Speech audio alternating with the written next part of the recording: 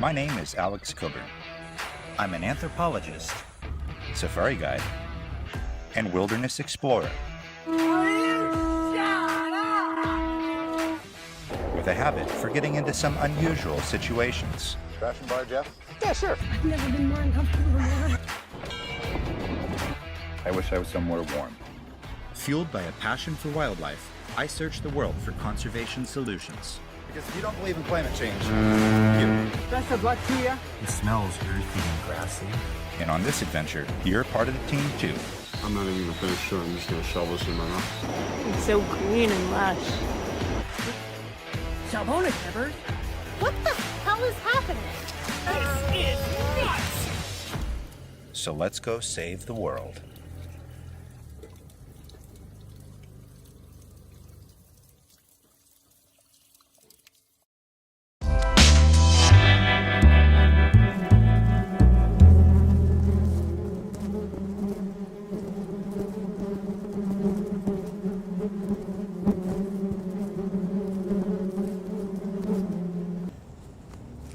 Holy cow, I think we did it. Jeff, do we have audio? I think so. It's always a big mystery. If you're not new to the show, it's like a challenge every time. Is there audio? Is there no audio? I have no idea. Thing is flashing, right? Thing is flashing. All right, we're going to know here in just a sec. We've got the show queued up. I'm watching it with you live. Welcome back, everybody, to Misguided. I am Alex. We've got Jeff just behind on camera, and we've got a great show lined up for you guys tonight. We're going nuts for plants. Nuts are a plant, right? Yeah, we can go there. Why not? We're going to get into the weeds on plants tonight. We've got special guest JoeJoe Clark on the show, and he, I think, is one of the nicest people I've ever met, and is here to talk to us all about the mysterious and magical world of plantae, which is a world that I think is often overlooked, because so many of us in the nature world get wrapped up and easily swept off our feet by all the cute cuddly things. You know, you've got your cute cuddly kittens, and you've got your big fuzzy well, not fuzzy, but elephants. You know, there's not enough of us that stop and take a look at all that stuff there, the greenery around the plants, because plants are the other half of life, and if you don't ever pay attention to them, what the heck is the point, right? Now, we had a little bit of technical difficulty here just a minute ago. Hold on, we're going to check. Audio is working. Oh my hip, God. Hip, Yeah. Hooray. We were having a little bit of technical difficulty here just before the show, so we're going to do our very best to keep up with that as the show progresses tonight. But hey, it's called Misguided for a reason, guys. We cam to take a peek at. And I don't have a good monitor, so excuse me. I'm going to just creep around. What do we see, Jeff? There it is. Sorry, I clicked on the wrong one. Oops. But, you know, there it is. Reconnection successful. Oh, boy. Huh. Nope, we're there. It's all good. Creep around. What do we see, Jeff? So this is way behind. This is still on the Oliphant. It's going to cut. Oh, no, I'm live. You're live? Yeah, we're there. We're good. Huh. What are the good people at home saying? Oh, yeah, there Brian says hello. Hello, Brian. Hi, Brian.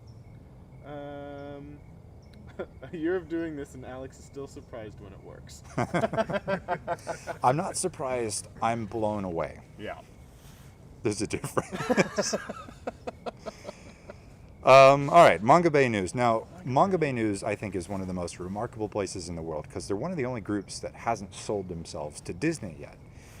No offense, Jeff. That's okay. They retain their beautiful commitment to nature, to conservation storytelling, and frontline news. And they're who I read every morning. I don't know who you read every morning. Probably your local paper, or if you're a millennial, no paper at all. But I certainly jump to Manga Bay News first thing every morning. At least take a peek what's been going on in the conservation world. So we have a couple positive headlines, I think, for a change. Usually we kind of get into doom and gloom. But we've got Mexico devising revolutionary methods to reverse semi-arid land degradation. That's a mouthful of a title right there. That's a lot. Jeff, maybe don't click into it unless you already did, because I don't want to screw up this show any more than it's already been screwed up tonight. Fair. Let me just serenade you here. Land degradation is impacting farmlands worldwide, affecting almost 40% of the world's population. Reversing that process and restoring these croplands and pastures to full productivity is a huge challenge facing humanity, especially as climate change-induced drought takes to handle the Sonoran deserts a little bit more efficiently. Did you know this, Jeff? No. So when you eat cows at home, Yes. like we did earlier, Yes. what breed is that typically? I would say an Angus. Probably. Angus, ding, ding, ding, ding, ding, winner. In Mexico, they established something called the Criollo, which I'm probably butchering the pronunciation of, but that was a breed of cattle specifically bred for its ability to handle harsh, waterless environments well, and as a result became very popular, and later got phased out when the incentive was big, heavy Angus cattle that have more beef on their body. The Criollo is light, it's nimble. It was bred more for its hide to fuel the Industrial Revolution. We're getting in the weeds on this a little bit, I know. But the point is, we've thought all this through in the past, and somewhere along the last 150 years, we gave a lot of that up in favor of this just mass economy, mass production, making the most bang for your buck, and we kind of destroyed everything in the process. So I would put money on the next 50 years, we're going to see all kinds of really innovative agriculture, trying to turn that back and go, how do we not do that much damage to the land around us, but still yield a result? Because the other thing that's tied into this is the human population keeps increasing, and it keeps increasing and demanding a Western lifestyle. It's a pretty cool luxury that installed by the COVID-19 pandemic. Turtle ID Project uses photos taken by recreational divers to build up a database of turtles based on their unique facial patterns. This initiative was launched in August 2019, but came to a halt, as most things did because of the pandemic, as dive centers closed down. But it's slowly coming back online. And there's now a greater sense of urgency around sea turtle conservation in Sri Lanka, following a high number of turtle deaths linked to the sinking in June of the Express Curl cargo ship that was laden with tons of plastic beads and toxic chemicals. So kind of exactly what we were just getting at. The idea that as more of us in a developed part of the world demand resources, the greater strain that's putting on our environment, and the more risk there becomes to accidental exposure to wildlife, like the case would be of the sea turtles. But it's kind of cool to hear of researchers trying to identify specific animals, because once we have that set of data, we can start to understand how far do these animals range. Like, Jeff, did you see that turtle that was recorded in the Caribbean? Mm-hmm. And it went all the way to Spain, and then it went all the way up to England, and then it went back across the Atlantic to the U.S. eastern seaboard, and then back to the Caribbean. That's a hell of a swim. That's insane. That's really cool. So the more data we have, the more we understand the world around us, and the better chance we have at creating some kind of positive outlook for the future. Because after 4 years of an orange Tic Tac leading the nation, we all need some positivity in our life, right? That's right. We've got a great show lined up for you. We have an amazing guest tonight, and I don't want to waste more time here just babbling in front of this camera. So we're going to jump off. Now, if you didn't realize, yesterday was World Elephant Day, a day that's near and dear to my heart because I absolutely adore elephants. And I also adore products that support wildlife, kind of in the theme of what we were just talking about. There's a beautiful gin called Elephant Gin, which is a German gin made with South African botanicals. And the whole point of the gin is to try to get you kind of mentally engaged in the African landscape. But also, 15% of the proceeds from the gin go to support the elephant conservation projects all over Africa, specifically targeting the ivory trade, which is a problem.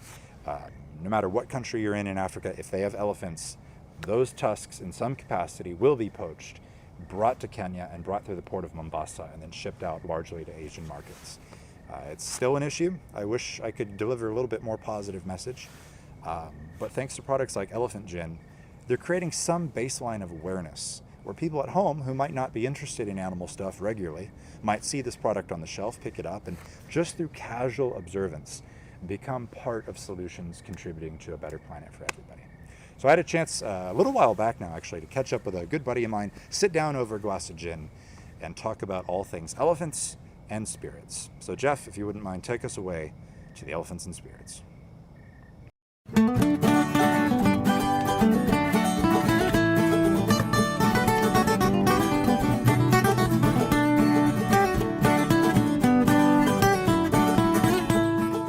We're out here in beautiful Sonoma, the other side of wine country. I'm with my buddy Junior. How's it going? Good. How about for you? So far, so good. So far, so good. And we're about to taste some beautiful elephant gin. Now, you may be wondering, what the hell does elephant gin have to do with wine country? And to be honest, I think we were just talking about that as well. You work in the wine industry, right? Correct. And what about wine is so alluring to people? Well, what isn't alluring to people? It's been something that's been around for thousands and thousands of years. Even say, during early man, that wine was created just because who doesn't like a little bit of alcohol in their life? Even a caveman needed a Even a escape caveman, you know. from their daily life. And I think gin would be no different. Do people taste gin like they might go wine tasting? Treat it like wine. You know, it's gonna be you have to utilize a different techniques in like smelling and stuff like that. But just like wine, spirits have this kind of unique characteristics that you can pick up little tones and stuff like that. Well, Elephant Gin, I think, is a pretty special product. This gin is a German-based gin, but it's made using South African botanicals. And if you've never had a South African gin before, you're missing out on life, because I think the flavor and the botanicals are so much more fragrant than in any gin you find from Europe or Lord forbid, the United States. Here in Sonoma, in fact, there's a local gin maker. And I don't want to knock them. I'm not going to name them, actually. I think their stuff is perfectly fine. But I am probably quite biased, just exceedingly love African gins because the flavors, I think, are way more fruity and pronounced, and it's a party in your mouth. Is that a term that we can use? A party in your mouth. Or is that going the wrong direction? You could use that. You know, I always say, you know, alcohol is very subjective, and I know some people criticize me, but everybody tastes something differently, and if it tastes like a party in your mouth, then it's a party in your mouth. You've done your fair share of professional tastings with people. Yeah. Is there any approach to this? Do we just pour it in the glass and go? That's my preferred technique. First of all, you need to pour in your glass. So let's just go with that and now do a little sniff. I think we need a little more here. Okay. Tasting, full drink, who knows? Give it the swirl. And does this actually do anything? In wine, it does, because in wine specifically, you want a little bit of oxygen to kind of help wake up some of the components of the wine itself, and that's why, you know, aging through a cork is so popular, because there's a little bit of amount of oxygen that's going into the wine. So over time, you kind of have this kind of nice little aging. So not a wax seal. There's some places that do a wax seal, but you know, cutting a wax seal is also fun. So.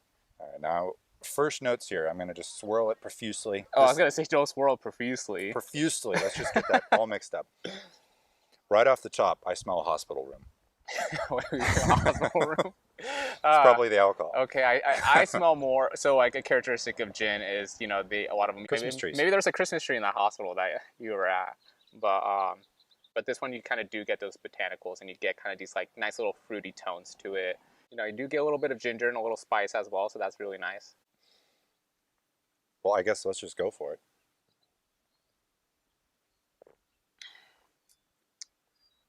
I'm assuming it's from the botanicals that they use, but it's like these botanicals that they use, they create kind of this more complex tasting, which for me personally, that's what I enjoy. Body and complexity is different things. Complexity could just be kind of like the whole wine itself and the flavors that you get and kind of the different stages as you taste through something of alcohol. Like sometimes you're like, hey, I get apple, and then like 20 seconds later, like, hey, I get a little bit of pear, or ooh, like in the finish, you're like, ooh, I get a little bit of ginger.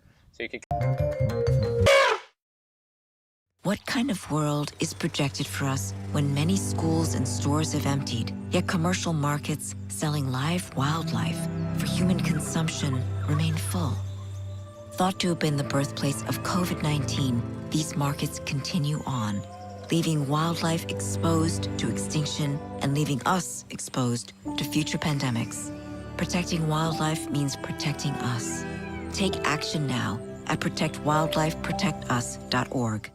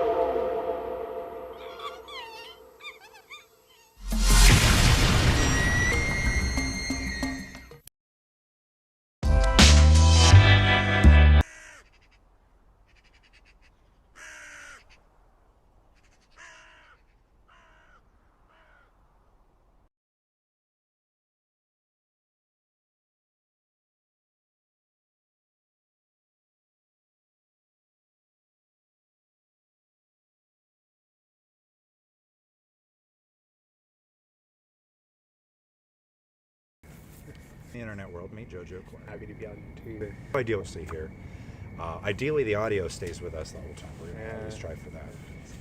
But at any rate, we'll just try to make a go of it. To raise the mic level a little bit. If it lasts. Blue oaks and live oaks and valley oaks.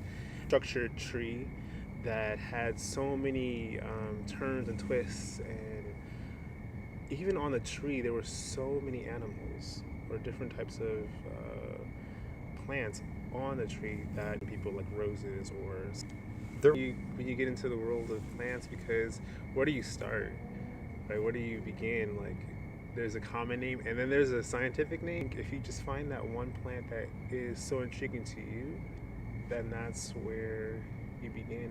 And you shouldn't be the amount of time going outside was faster or whatever, but every time that I would go outside and got an opportunity to be out there, I took it. Well, you know, I can see the parallel. If we pull out, we went there. If we pull out some art history terms, trees are called. Trees are a type of axis moon. Right. Yeah. Actually, that's why we have Christmas trees in that. It's actually on a good like subway of that. Oh, there's some bats up there flying. That's why we broadcast outside. That is so cool. Yeah. Like, trees really are the spiritual and Western society that we don't have. And there's the other side, like, whoa, they're part of us, we're part of them, and sort of stuff like that. So basically, the American people are indoor cats. Yeah. And, you know, have everything neatly manicured. Exactly. I like that. Like you mentioned, it just kind of this. I guess what I'm looking for is like. It represents life. I mean, it holds on. It's so much a part of life. Right. You can have almost like 5,000 species. Wow, 5,000 species on just one oak. On one oak, and it's incredible because you can have the lichen, the moss, different types of insects. Then you have the newts and salamanders that live underneath the roots or in the canopy sometimes, in those right conditions, and frogs, and then the deer that eat the leaves, and also the acorns. And so for me, that you just see, got older, like, oh, they want to be in those places where it looks beautiful. Unfortunately, there's this whole world that's been balanced in that area, literally on the border. Well, you brought a picture of an oak. Jeff, could you pull that up? I think it's the first one in the lineup. Hopefully it doesn't the gremlins don't decide, oh, that's too much. No, they can't have that. So tell us, what is this oak? This is Quercus lobata. This is a valley oaks, the red oaks or the black oaks, and then there's an intermediate. In the white oaks, you have the blue oak, the Oregon white oak, and the valley oak, and other shrubs. For the acorns, they can, or for the black oaks, it's 2 years. They make a flower. They do have a flower. It's called the catkins, which is so funny because people think that a little weird little thing. In the neighborhood, you would have an offspring of both of those. And so I think hybrids, if you really high, really near the coast, moisture conditions, it's just interesting. Pathogens that take benefit from the climate change, like sudden oak death. A lot of rain for sure, but if you have a good year of rain and then a dry year, it can actually kick up the Phytophthora even more. And then we're also seeing a lot of different types of boring beetles that have fungus in their mouth, the valley oaks. And then also, I kind of think as humans, sometimes busy bees, so we do a lot of damage around the areas we're always developing, always moving into areas that we haven't been in we haven't lived in some of these areas, and that's where the oaks are. And so when you plant or build a area, you kind of mount of the half earth. We do so much, but yeah, very therapeutic. Not that I can see. You're coming in. It's weird. So how's that? Yeah, and there's many different types of flowers. Sexy the part. sexy part, that's how 70s baby making music in here. Some flowers are beautiful and interesting and smell wonderful, and some are really weird, freaky. They plant that spore. No, don't remind me. Mask up. But that's how came later on in history. So So ferns, how far in time? Because ferns are quite ancient, right? they're very ancient. Yeah. Even with mosses as well. Mosses. So that's Non-vascular. one of the OG plants. Yeah. And moss, I thought, no, moss, that is because they have roots, right? They have the whole 9 yards. I could probably go, further. Flowers is where, for me right now, I really am interested in lilies. So if you ever see my page, there's always photos of lilies, and I'm a big fan of all of those flowers that are native to California that are lilies, and I can probably go further into that. You brought a few so we could see it because this one stopped. Yeah. Oh, that one stopped? I just did the picture. But That's me in my garden. Right there is a little bit of portions of okay, so the common name, the scientific world, that is found in the chaparral area, 10 feet tall. And how big are the flowers? The flowers are the size of my hand. Wow. damn. And the shape of that flower is a Turk's cap. So there's two different types of shapes of a lily, the Turk's cap, and then there's a trumpet. There's 22 native species, and you said true lilies, so true that lilies. implies there's false lilies. Well, the thing is, for the general public, we say lilies for every flower, like star lily, lily of the Nile. So we're lying to But people. basically, well, yeah, the common name is used heavily a lot just to make people feel comfortable, and just, it's also part of the history as well. Sure. You see some part of time in history, and the name is associated with part of that period. But for the botanical names, it's used for the genus and the species. So for liliums, that's the true lily family, and lilies come from a bulb, a true bulb. A bulb is I didn't realize that. a bulb. It's Yeah. a very gorgeous. I should have got photos of the bulb. I don't know why. So I we've didn't. got the naked ladies here. Are these? But they're not they're not totally in the family of the liliums. Okay. They're amaryssus. So, See, I can pull all this stuff. It's incredible. I learned. To come from a bulb is a modified leaf, which is interesting. What? It's a modified leaf. Did you know that, Jeff? No. It's think about an onion. I'm shook. Hold on. Yeah. The bulb is a modified leaf. leaf. Whoa. It is. Yes. I'm gonna need a minute. Continue. Yes, and think about going to the grocery store, and you'll see an onion, right? An onion, that iconic red onion, and it has different layers. Those are leaves that have been modified. What? And within That makes that sense. are the carbohydrates and the sugars and the water where it's stored. And that's basically their life source. For lilies of California, So wait, they're- Shrek wasn't far off when he said ogres. Hey, Like that. That's their life source. It That's truly incredible. is. It is, yes. And that, for me, it just boggles my mind, because when you look at some of the ones that we see in the grocery store, like onions, garlic, they have a turmeric skin around Yeah, that papery stuff. papery stuff. Yeah. For our native California ones, there's no skin at all. It's just a fleshy bulb, really scaly bulb. It's really gorgeous, actually. But we have these winters where it's really rainy and mild, and sometimes snowy. But we have a long period of just dry weather, and so it's insulated in this earth, which is gorgeous. But it produces those flowers. And soaproot, would that be? Soaproot is part. Yeah, there is a. It comes from a bulb as well. It's a hairy bulb. A lot of the Native Americans use it for making soap. Yeah. For the soap plant. And then if I've you actually ever done that. It's kind of fun. Oh, you have, Yeah. really? And make a brush out of it. And the brush sheet, yeah. We should go looking for soaproot bulbs sometime and make Yes. brushes out of it. That's so cool. Those hairs serve a purpose to keep the bulb, the fleshy bulb, in the middle, protected from the dry conditions around it. And I understand that it's edible in some capacity. It is. Yeah. A lot of the bulbs of California are edible. A lot of the Native Americans use it for either making different types of mash, for cleaning products as well, For Hence the lilies. name So Brute. Yeah, so brute. And they Spiderweb here. Geez. oh nice, yeah. See? All kinds of fun stuff tonight. Yes. The 13th, right? Friday the 13th. Yeah. Holy cow.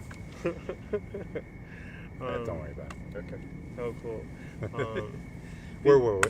We went on that tangent. So Divulge, bulbs yeah. are modified leaves. What were we Yes. talking about before that? Yeah, they come from that source. They are a perennial herbaceous plant, so they can live more than Really? yes, and for some species within that family, they can have colonies. So they'll So grow, they're grow, spreading grow, off and they'll the spread out like a rhizomatous bulb for some species. And would that be similar here with the naked ladies? Do they? I honestly, I can't remember if they are, but they are they don't spread out that fast. They're very, very slow, and they're pretty tamed. I don't really see like big colonies, like, but Sure, over sure. time, maybe, but one at a time. So you've brought a few other photos of flowers here, Yeah. Jeff. Do you got another one for us? And by the way, this is so cool, like doing this. We're just, the whole point of Misguided is we're trying to make a space for like, let's just nerd out on stuff yeah. like this. This is, the public needs this content. I can talk about lilies all the time. Actually, that's what I think about the majority of my whole day.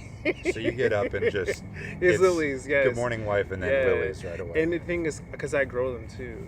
You got And that? I grow, yes. And it's a love and hate relationship because they kind of, some are very temperamental. Some of them are very easy, but I'm thinking about them all the time. So. I'm having the same trouble here with my fiddle leaf figs. Oh, look at this. Any problems with it, or is it like? Well, first off, they need to be in proper tubs. They're not happy about that. Now they're getting holes in their leaves. I'm like, what's There up must with be- that, man? Ooh, we might like have a pest here someplace. What do you think? Yeah. Anyway, Yes. you right. brought this lovely photo of a flower. That's another lily? Yeah, it's the same one. That's the Humboldt, Humboldt lily. lily. Yes. Jeff, let's start. There were a couple really... Oh, that's a good one right there. That one is. That one actually is native to the county, Sonoma County. That is the redwood lily, or another common name would be the chaparral lily. Botanical name is Lilium rubescens. So, Lilium translates to lily. Rubescence, I think it's Latin for becoming red or Nice. blushing. So when they open up, they are this beautiful white with maroon purple dots. And as they age, they become this ruby wine-like color tint as they get older. But they have the most gorgeous smell ever. And people they really don't think that is a native plant because it looks really exotic, but that's a native plant, and that's rare too. Let's quickly check, Jeff. YouTube is still responding, right? Yeah. It's not, because it looks like our stream health is back to green. It's still there. Knock on wood. Yeah, our frames are much better than they were, even though YouTube says before. I think we're still doing all right. All right. Oh, good. Okay. I'm just freaked out about it because this is probably the best show we've done in over a year. Right? So. And the gremlins are here. It's fine. What's that, We're Rachel? having fun. Looks good. Oh, okay, cool. She says Awesome. from the dark over there. Yeah. Oh my, if there's another phone that comes out, I'm leaving. I'm running. It's like, oh my god, there's another. We forgot to mention Henry back there. Oh. Let's find another photo, Jeff, if you don't mind. This guy. Long, skinny boy. He's a little cut out of frame, but that's fine. There you go. There you That's a little better. That right there is the California fawn lily, Ethronium californicum. It looks like a true lily, but it's still part of that family, but outside of it a little bit. That one I took a photo of in Mendocino County, and if you can look like in the background, that purple dot is the Calypso orchid. The little small fairy slippers. I don't know if you ever. I have photos of it. Yeah, they're so gorgeous. It's another orchid that's native to California.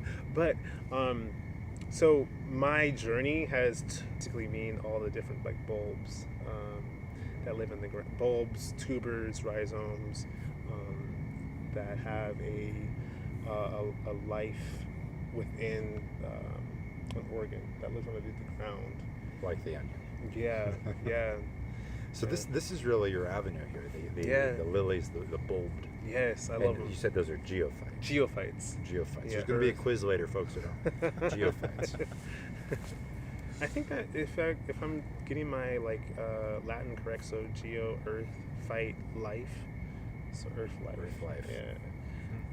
Maybe we should rename the show Geophyte. It's like if we ever come up, like if we ever make like a baseball team. The Geophytes. Geophytes. Those kids would get pummeled because they'd be all the nerd dads that are, like they're all the science teachers and stuff. Those kids would get beat up daily. I'm on the Geophytes. We play baseball. Jingo, that I love that, man. I'll be part of that. Like I'm just picturing the three of us as fathers coaching the Geophytes. Geophyte teams. They'd have 0 shirts that line. had like the logo would be a lily coming out of a bulb. We would, knowing me, we would special order mitts that would look like flowers. Excuse me, sir, that's not regulation. We're going to have to suspend you from the game. What do you mean suspend? Man, There's no crying in baseball. That's right. What else we got, All Jeff? right, next on the list. Oh, that. Oh my gosh. So that is not a lily. That's an orchid, a native orchid. So Calypso, babosa. That was the one in the background? The last Yeah, one? that was in the one in the background. Variant occitalis. So it's the western fairy slipper. You would find those in like a redwood or a Douglas fir setting in a moist area. Actually, this area might have had some in the past. Here they're really, really small. And Do they kind of look like lupin? small? Like a smaller lupin? Sort of not. Okay. They look like a beautiful Mardi Gras mask. Huh, that's a description. Yeah, I don't know how to describe it, but it's just it has a That's a good description in my book. That's yeah. great. It just I don't know how to describe it. It has these big, like fans on the side and a pouch, which many of the orchids have a pouch. It has no nectar. Many of the orchids don't have nectar at all, and so they trick a lot of the pollinators to come in, and there's nothing to get inside. There's no nectar at all. So, but Now, I think for some reason that mentally cued kind of a transition, if we will. So are we ready? Let's buckle up. Right turn? yeah. Okay. Yeah. Maybe cut back to us for a sec here, Jeff. Sure. Let's go ahead and right turn this. Now, I was doing a little reading on plants before the show. And I thought, cool, let's get into the weeds about, what plants are, why you're passionate about them. But I'm also curious about the more ethereal side of things. So I looked up a bunch of weird questions. So, Ooh. Oh. do plants feel? Yes, they do. They do. They do feel. They can feel heat. Now, they have no central nervous system. So how is this No. process happening? Well, it kind of through the pores, the stomata on the underside of the leaves. They can feel the temperature, especially for oak trees and the blue oaks. They have to get carbon dioxide into their leaves to make photosynthesis work. Sorry. And when it's really, really hot, get this, they close off the pores underneath, so they're not letting that carbon dioxide come in and the oxygen go out. Between that, they're losing moisture as well. So they're very keen to the situation of the environment. For lilies and bulbs, they have a root system that allows their bulb to go further down or up and move side to side. Isn't that cool? That's cool. Contractile roots, which is amazing. Yeah, I hope that so that they can feel. This came from a discussion I was listening to about the ethics of food, and you know, we live in an era of the ethics of everything being discussed. Yeah. Every facet of how we live our life, and people were talking about promoting veganism, and I have nothing against vegans. I'm not one. I really try to focus on like, where does my food come from? What radius, and eat as many local things or things that you can grow at your own home as possible. But I was listening to these people chat, and vegans were arguing that veganism is more ethical. And we're not, I don't think we should debate the ethics of veganism. But their point was, plants can't feel anything, so it's okay to kill them all. And the person on the other side said, but you're still killing a life. Isn't that just as bad as killing an animal? And they were like, well, no, it's because, you know, animals can think and feel and reason and da-da-da-da. Where are we going to draw the line? So plants are life form. They can feel. They can respond to their environment. So do they think? Do they interpret what's around it? Can they see? Do they understand what's around them? Do they recognize season? Like, yeah. Well, I think if you start cussing around them, they'll probably. No, in essence, I think it's sort of a nuanced, you know, response, because I think there are elements that we know from what we're seeing, but then there's other elements that we don't know. They definitely can talk and communicate with other trees through their roots in the mycorrhizal network underneath. It's basically the internet underneath the ground. So Avatar. Basically. That's literally, incredible. yes, they can communicate with each other, especially when there is a fire. They know the temperature of the ground and how the wind moving, and so they're communicating to bring all the sugar down to the root system, you know, in times of despair as well. And then also for moments where it's a lot of water, they have that moment to extend and go out. So it's kind of hard to, you know, really answer that question. It's a weird question. They think? They probably can't. They can, I would think so, with the help of many other things, you know, that network. Yeah, I guess when I heard it, my thought was, I don't know if I can. First, I'm not that kind of a scientist, but also, like, I'm a mammal. What do I know about being a plant or an oak tree or a lily? I mean, who knows? Yeah, I mean, I don't know. And how would you even set up an experiment to measure? Like, what is this lily's responsiveness to its environment?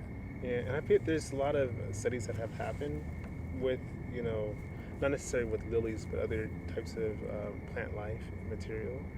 I'm thinking of even there was a exercise that was done where I think you can find this on YouTube, where somebody was incidentally where this show is. Oh, okay, yeah. When the show's done, just jump to another YouTube page. There's a video of like this person playing music to this growing plant that was germinating, and another experiment where it wasn't receiving that same care and love and being sort of abused by verbally and so like nature and nurture. Yes, yeah, and that's also kind of it circles back to the spiritual side of things, because probably the cultures that, you know, took care of plants in this area, they had that care and awareness. I think we've talked about this on the show before. We're in, you know, just as well, Pomo Nation, and in their language, they don't have a word for home versus wilderness. Wow. You know, like we would say, we're here in the home front, or I'm going to go off to the bush or the wilderness. Like, they don't have a word to describe that because they view everything as the same. It's just seen as the home landscape. So their job would be to take care of all of it. I love that perspective. Yeah. Oh, yeah. How are we doing, Jeff? Do we have any comments, any questions? The show's still actually hobbling along? We're still running. All right, we'll take going. it. No questions from the audience? Oh my God, your mom commented. Oh no. Very interesting idea if plants can think. Yeah. I agree. That's weird. but like makes sense in a way. Yeah. Kind of. Do they truly think? We'll never know. We'll never know. So I'm curious, what is the plant that you would love to see more than any other? What's on the top of your bucket God, list? that is so mean. No. Not to put you on the spot here, but like, Oh if my if God. if Willy Wonka came down the steps and said, "Here's your golden ticket to go Yeah. anywher and see anything," I'll probably eat some candy. No. better come with some candy. Gosh, that's crazy. That's a crazy answer. Right now, I'm in love with the Klamath Mountains. The Klamath Mountains, have you been up there? It's these mountains that are in between Humboldt, Del Norte, Trinity, and portions of southern portion of Oregon. And these are old mountains. The diversity in those forests is incredible. Like, you can go through a serpentine area, very barren, and then come into a lush foot with ferns and cedars and so a plant that I would love to see, and I think about it all the time, is the Port Orford cedar. The Port Orford cedar is a beautiful false cypress. It's related to the redwoods, actually. If you've ever seen, I don't know if people really know about Port Orford cedars, but it looks almost just like a redwood, but it has a very lacy, frond-like leaves. I can picture it. I don't know if I've seen it. Yeah, and it smells divine. Unfortunately, there's a Phytophthora. Phytophthora is like a mold, sort of algae type of organism that eats the roots of many plants. And so there's a variety up there of Phytophthora that attacks the Port Orford cedars. But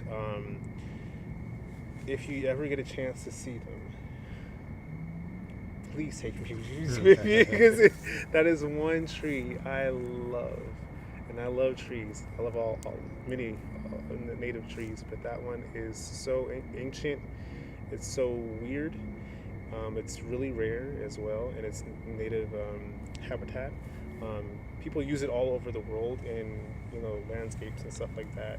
But when you see it in its natural habitat, oh my God, there's something that I'm hearing a remote segment, Jeff. Let's go up there and film.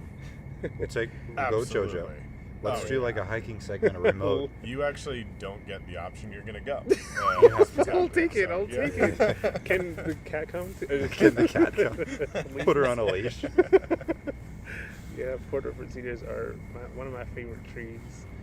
And the Klamath Mountains alone, there's just so much. The water is clean, it's beautiful, it's gorgeous. There's so many animals, and you just can't go wrong up there. I understand the representation and voice, and then really having a say in what we're doing about the environment. Mm-hmm. Yeah.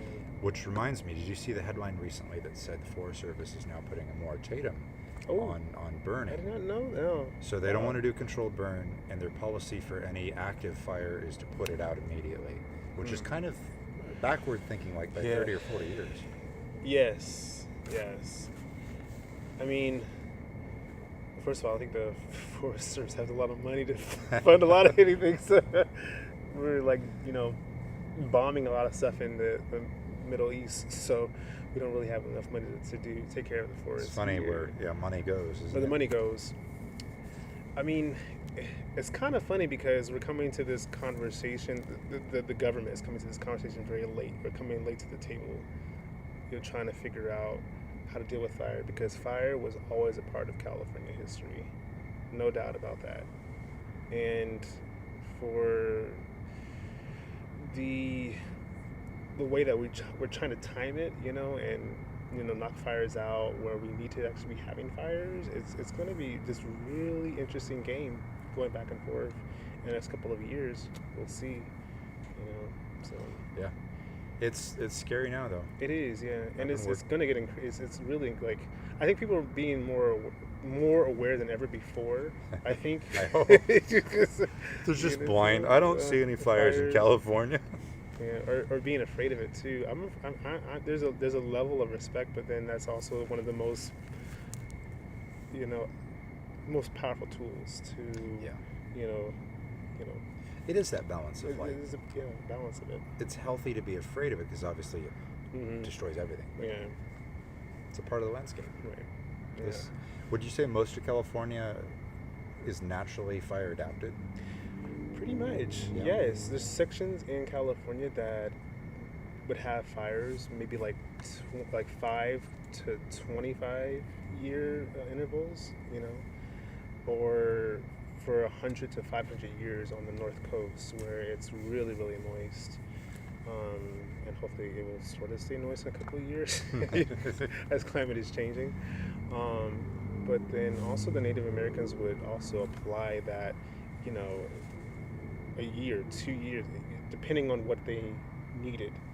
If they needed more sedge, or if they needed more carex or berries, for the grass to come out stronger and stuff like Right. that. So, Well, I guess we should. The time is flying by. I'm sure we're already close. I don't know. It goes so fast.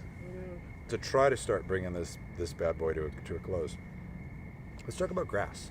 Ooh, Let's go grasses. nuts about grass. Now, the big myth out there is that California is nothing but invasive grass species. True or false? That is false. So there are native. There are native, yes. And what would be an And example? A native grass that actually everybody should know now. No, it's the state grass. It's the California purple needlegrass. That's the state grass. Is it? Oh, I didn't know. It is a. Okay. You can beat me after the show. No. It's. I wouldn't. I'm too soft. I'm a Disney Learn the kid. purple needlegrass. It's kind of hard when you don't know them, but California's grasses are gorgeous. Believe it or not. Yes, they're gorgeous. They're a gorgeous grass, and sometimes grass is hard to ID, to get it right sometimes. But the cool thing about native grasses, and one thing that I particularly love, is the bunch grasses that are centered in a bunch, like a ball of hair, if that makes sense. Would crabgrass be an example? Crabgrass is more of a rhizomatous grass, so it has these runners. Okay. Right? Yeah. A bunch grass only kind of stays put, but it gets bigger. But Tumbleweed. Yeah. When I'm just trying to visualize. something like that. Yeah, when the grass dies and it starts to tumble, probably. But California native grass is gorgeous, and there's probably 1% left, and they're fragmented. Right, so when the Spanish came over, the first thing that the cows were eating were the native grasses. And just imagine that. What would the native grasses look like on the hillsides? It must have been really gorgeous. That was going to be my next question for you. Yeah. Is how hard would it be to picture that landscape? 'Cause Yeah. You look around at the hills here, and famously they turn brown every summer. Right.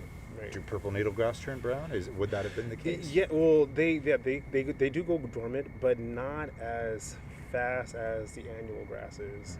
So the annual grasses only have one lifespan. They'll produce many seeds for just one growing season, and they'll die.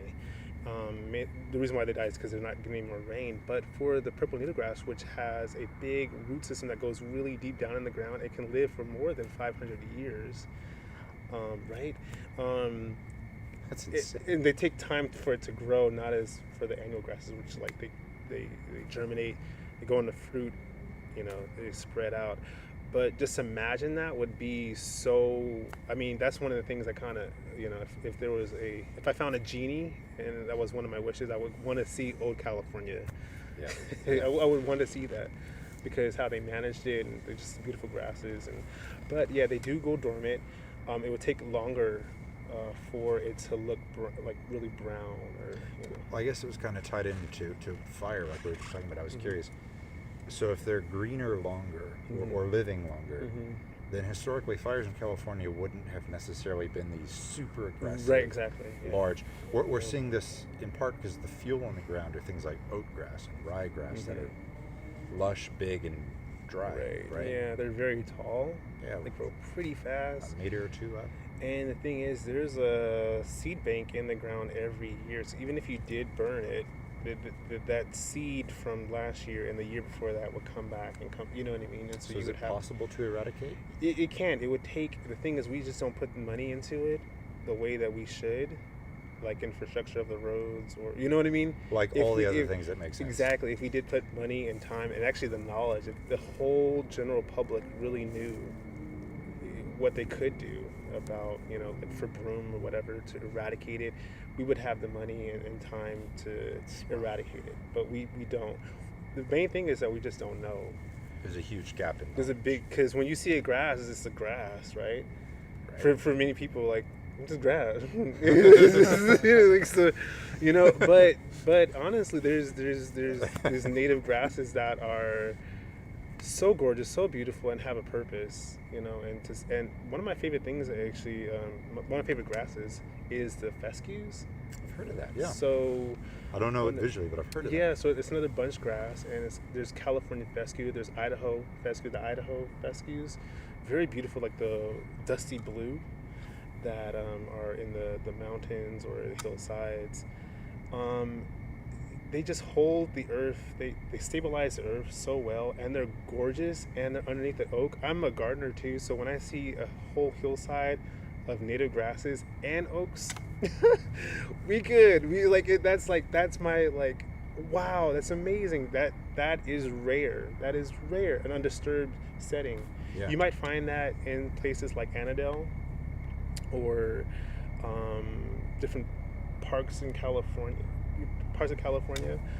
but yeah, it's just, there's that information is pretty limited. So if it's limited knowledge, what I'm hearing is, and I'm just spitballing here, I think we should go do a remote segment.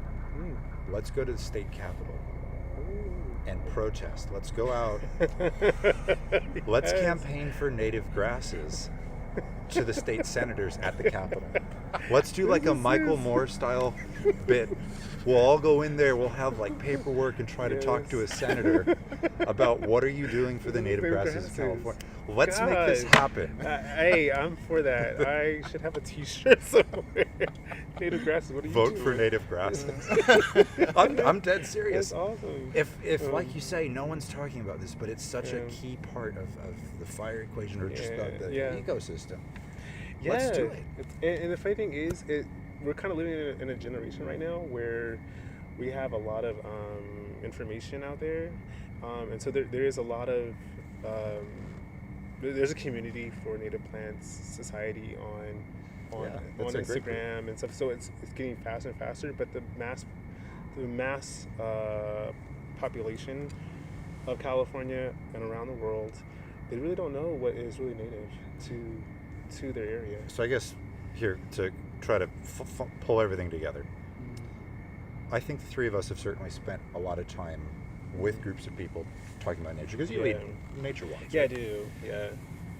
There's a huge disconnect between the average people, and I think when you start to look at it on a daily basis, people are asked to put their attention into so many things. You know, they got to pay attention to politics. They've got to pay attention to so many different facets of society. They've got to pay attention to all these conservation things that they just zone out and scroll TikTok or watch, ESPN, or just kind of they go into these comfort zones. What's the next Avengers movie?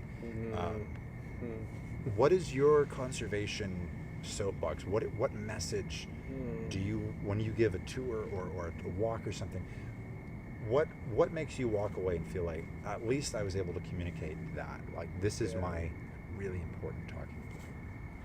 That's a good question. I think for me, I'm very simple, and I really don't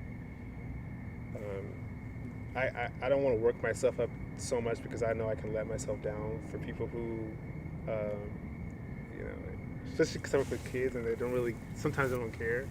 But I think one thing that I would want to install in somebody is just take time in nature, really be there, because we're pulled in so many directions once you kind of leave the park or the trail, and we're sort of cluttered by the noise. But if you actually take time and be present, then you'll start to notice and have your identity shift in those areas. And then once you can find your identity in those areas, then you can care about certain things rather than like take people on the trail. You should care about. No, like let's be here. What do we feel? What do we see? You know, what are we smelling? Have this relationship with this place first. And once you kind of develop this, you know, coming back to this sensory area, you're like, oh, what tree is that, or what plant is that? What's the sound of that bird? That's where you can find your key to get into these conservations. That's how, for me, like going right back to Rockville Park in Fairfield, just literally a kid from Vallejo.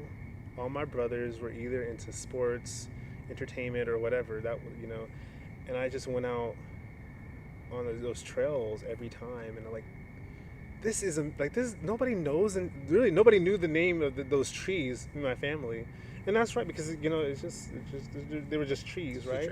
But when I made that place personal to me, then that's where all the, you know, the energy and the excitement came to, like, okay, let's figure out why are people building homes, right? You know, like, wait a minute, we gotta, you know what I mean? So that's incredible and absolutely beautiful. I wish more people had a moment like that you had, where they realized this is incredible, right? And it's okay to let yourself get swept off your feet with it. Yes, yeah. The person that find identity within in that, you know. Yeah. It never leaves you, right? You think you sleep and think, you think and sleep about like birds or animals constantly, all the time. So and I find there's no more human feeling than being in nature. This is, I mean, not to get too hippie and esoteric, but like, no place are you more aware of the fact that nothing in society matters than you are when you're just in the woods and among people like yourself and Jeff who get it and simply want to be a part of it all. Yeah. That's awesome. Well, it was absolute pleasure having you on. You are welcome here anytime you want. I'm dead serious. We got to do a remote segment at the Klamath. I would love to do that. Intro to California. And let's do a Michael Moore thing. Let's go to the Capitol and demand to the senators, what are you doing for the native grasses? This is too important to pass that. Yes, I'm down that. I'm so down for that. That's awesome. Well, you got anything, Jeff? Thank you. This was great. Yeah, thank you for being here. I had a lot of fun. This is amazing. Thank you guys so much. I love this. Well, everybody at home, please like, share, comment. I'm, again, deeply apologetic for the gremlins that plagued the beginning of the show. We're going to have JoJo back and do a show that's not plagued by gremlins. Oh, no worries. That being said, what's your question? Mama Coburn said, JoJo is so informative. Great guest! Exclamation. I would say best of the whole series. This has been great. Well, thank you so much, Mom. Thanks, Mom. Awesome. Anyway, guys, I hope you have a great night. We'll see you next time. Probably not going to do a show next week, FYI, probably the week after. Nevertheless, we don't have a catchphrase anymore, so we'll see you when you see you. Bye.